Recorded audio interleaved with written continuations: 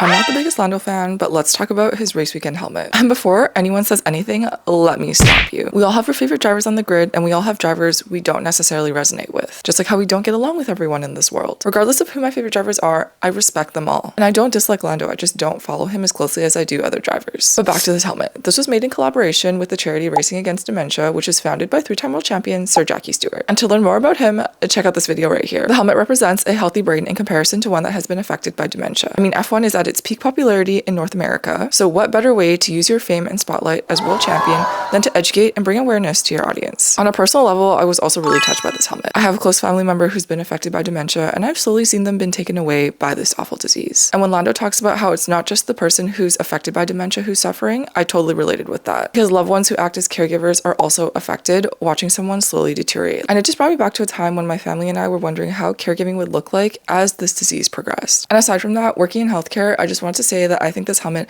is a really strong and great visual representation of how neurodegenerative diseases work. Just to see the difference sends such a strong message. And I also learned something new in Lando's video, which is that people can actually be born with dementia. Rare, but it still happens. But all this to say, what a great way to bring awareness and share a story that so many of us live. So shout out to you, Lando.